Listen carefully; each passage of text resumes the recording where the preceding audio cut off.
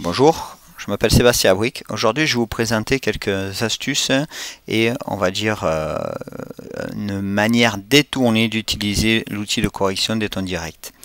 Alors, je ne vais pas reprendre une présentation complète des tons directs parce que vous allez en trouver sur Internet et c'est pas le but de perdre du temps là-dessus. Entre la présentation de Gilles Théophile sur son blog et sur le monde de la photo, sur Video2Brain et puis d'autres ressources que vous pourriez trouver, ça ne présente vraiment aucun intérêt. Par contre, je vais vous montrer deux petites astuces, en tout cas deux utilisations qui ne sont pas courantes et que je n'ai vu nulle part ailleurs. Donc voilà, on est parti. Alors, pour cet exercice, j'ai pris une photo de retour de pêche avec forcément des mouettes qui sont dans le sillage. Seulement ces mouettes, je les trouve pas assez regroupées pour que ça fasse un cliché, on va dire, typique. Alors on va voir comment les regrouper et en même temps on va voir les deux petites astuces que je tenais à vous présenter. Pardon. Alors, on va aller activer l'outil ton direct, donc en cliquant sur ce petit icône avec la flèche, ou alors en appuyant sur la touche Q. Voilà, on l'active.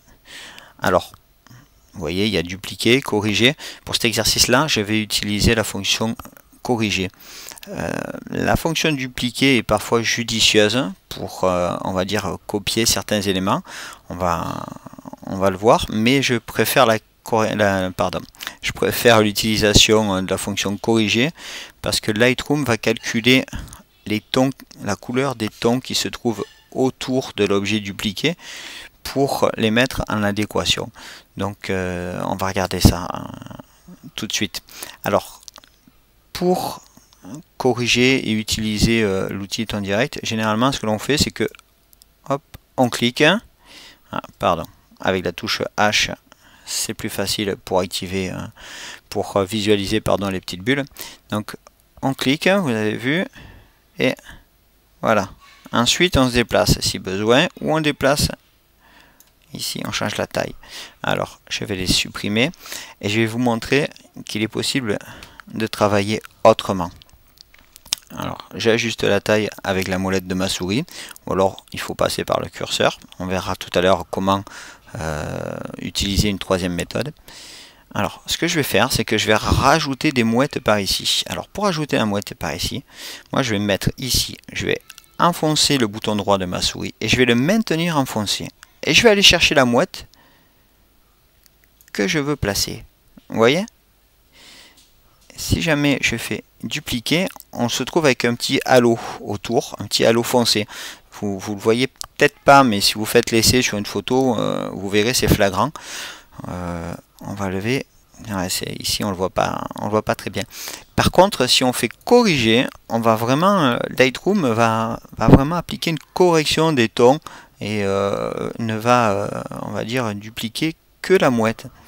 Donc on va recommencer avec d'autres mouettes, des mouettes d'ailleurs que tout à l'heure on supprimera. Je garde toujours mon outil ton direct. Si on veut donner un petit peu de profondeur, on peut jouer éventuellement sur l'opacité pour faire penser que la mouette se trouve dans le fond. Voilà. Mais on va quand même le remettre à 100%. Moi je préfère personnellement. Alors, allez, on va aller chercher nos petites mouettes. On va diminuer un peu, histoire de pouvoir la caser facilement. Tiens, on va prendre celle-là, elle est toute petite. Et allez, c'est parti. Ouais, celle-là, on l'avait copiée tout à l'heure, mais on va la remettre aussi. On va agrandir un peu, parce qu'on va aller en chercher deux d'un coup. C'est celle-ci. Alors, on va regarder, je trouve que ça commence à faire pas mal là. Donc, on va maintenant effacer les autres mouettes. Alors, pour les effacer, on va les traiter comme des tâches. On va cliquer dessus et on les supprime. Alors, l'autre fonction, l'autre possibilité dont je vous parlais tout à l'heure, c'est de maintenir la touche commande enfoncée et se mettre en bordure. Et vous voyez, hop, voilà, je trace le cercle de la taille que je veux.